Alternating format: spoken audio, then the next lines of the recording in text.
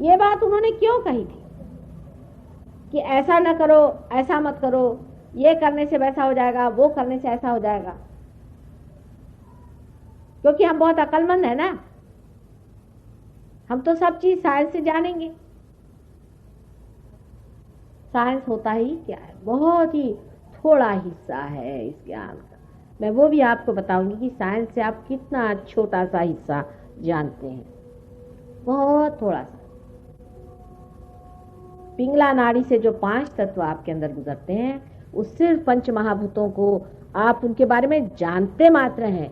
कि जैसे कि पृथ्वी के अंदर में ग्रेविटी है, पर क्यों है, कैसे है? एक सवाल आप पूछे कि हम अमीबा से इंसान क्यों बने, क्या वजह है? अगर हम इसको बना रहे हैं तो इंसान पूछेगा कि आप इसे क्यों बना रहे हैं, आखिर इसका कोई अर्थ होगा। परमात्मा ने क्यों बनाया हमको?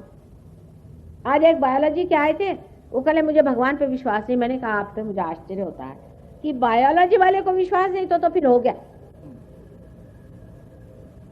बाकी तो जड़ तत्व से काम करते हैं। कम से कम जो आदमी बायोलॉजी में है उसको तो सोचना चाहिए कि कितने खूबसूरती से मनुष्य को बनाया भगवान ने, और इतने छोटे टाइम में बनाया है कि बड़े बड़े बायोलॉजिस्ट हैरान है कि लॉ ऑफ चांस से तो आदमी बन ही नहीं सकता था, ज्यादा से ज्यादा एक अमीबा बन जाता।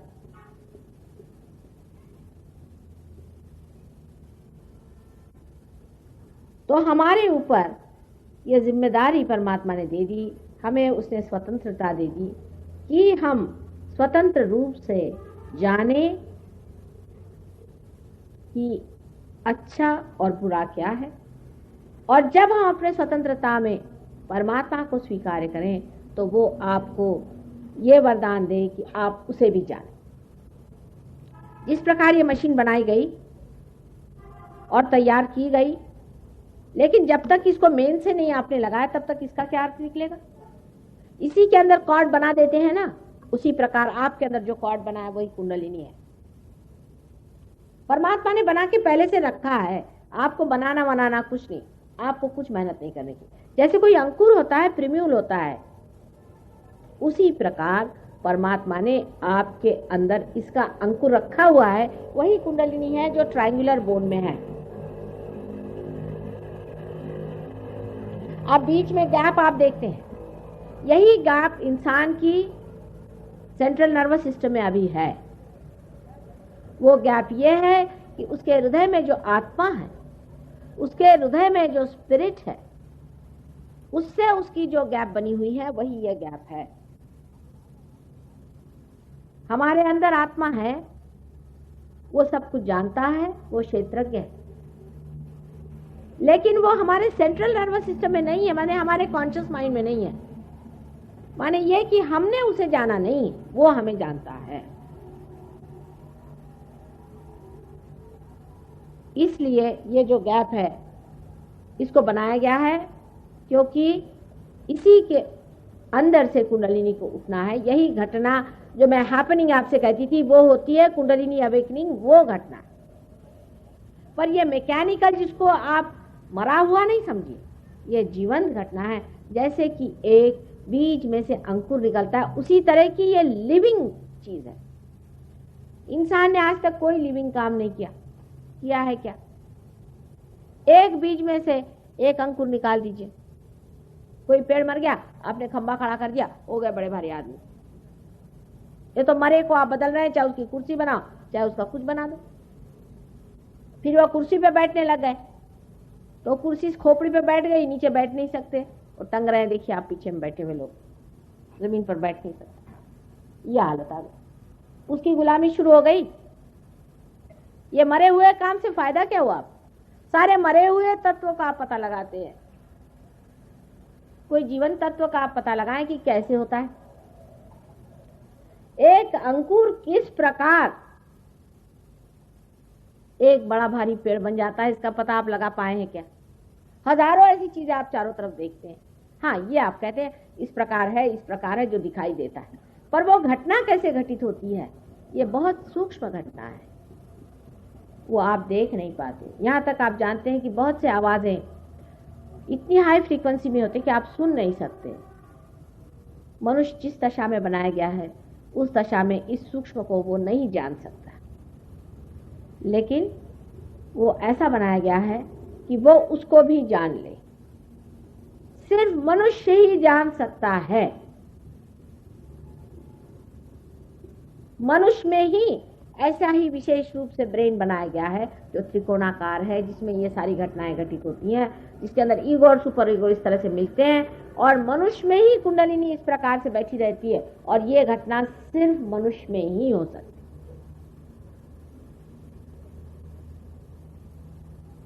अब आप सोचिए कि सारी सृष्टि बनाई गई, उसमें पृथ्वी विशेष रूप से बनाई गई, उसमें वनस्पति बनाई गई, और उसके बाद आपको बनाया गया, और आपको विशेष रूप से बनाया गया, और उसमें इस तरह की सब चीजें रखी गई, और आप ही को यह अधिकार है कि आप परमात्मा को जाने और उसकी शक्ति को अपने अंदर से वहन करें।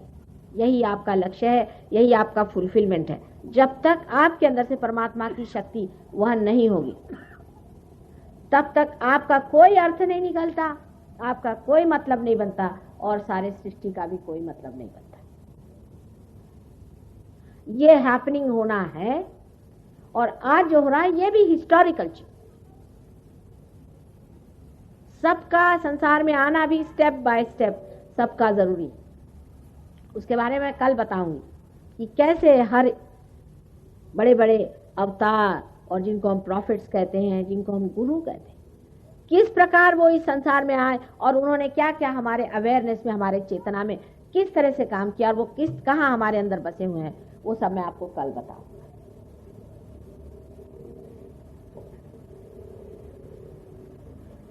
ये कुंडलिनी यहाँ त्रिकोणाकार अस्थि में है या नहीं, ये तक लोगों को नहीं मालूम है, और कुंडलिनी पे इतनी बड़ी बड़ी किताबें लिख देते। बताइए मैं क्या करूं? इतनी बड़ी बड़ी किताबों में ये भी पता नहीं कि कुंडलिनी कहाँ है। इसका आपको हम साक्षात करा सकते हैं। आप अपनी आंख से कुंडलिनी का स्पंदन देख सकते हैं, आंख से, चाहे आप पार हो चाहे नहीं, उसका स्पंदन आप देख सकते हैं, उसका उठना गिरना आंख से आप देख सकते हैं। अरे भाई, तुम्हारा जैसे तुम्हारा श्वास चल रहा है, ऐसे कुंडलिनी श्वास उसका दिखाई देगा। त्रिकोणाकार अस्थि को आप हिलते देखेंगे, उसके अंदर कुंडलिनी ऐसे ऐसे पनपते दिखाई देगी। आप देख लेना, अपनी आंख से देख लेना। उसका हमने फिल्म भी बनाई। जब कुंडलिनी उठती है तो वो उसका स्पंदन शुरू होता है। पर कोई कोई लोग ऐसे बढ़िया लोग होते हैं कि एकदम उठे और खट ऊपर पहुंचे, उनमें नहीं दिखता। जिनके नाभि चक्र की पकड़ होगी, जो नाभि चक्र वहां पर है, उसकी जब पकड़ होती है तब कुंडलिनी यूं यूं कौनती है, दिखाई देती है। इतना ही नहीं, आपको ये भी दिखाई देगा कि जब कुंडलिनी उठती है, समझ लीजिए आपके लिवर ट्रबल है, तो आपको दिखाई देगा कि लिवर की तरफ जाकर के वहां पर स्पंदन हो रहा है। आपको दिखाई देगी आंखों से, आपका स्टेथोस्कोप लगा है तो आप उसको देख सकते हैं कहाँ चढ़ रही। अंत में वो जाकर के यहाँ पहुंच जाती है, जिसपे कबीर ने कहा, शून्य शिखर पर अनहद बाजिरे। पल्सेशन उसका फील होता है, अनहद माने पल्सेशन होता है। फिर जब वो खुल जाती है तभी वो पल्सेशन रुक जाता है, और जो सब दूर सर्वव्यापी जो शक्ति है, जो कि सूक्ष्म, जिसे आपने जानते, जिससे एक एक पत्ता दुनिया का, एक एक फूल, एक एक फल और एक एक इंसान जिससे पूरी तरह से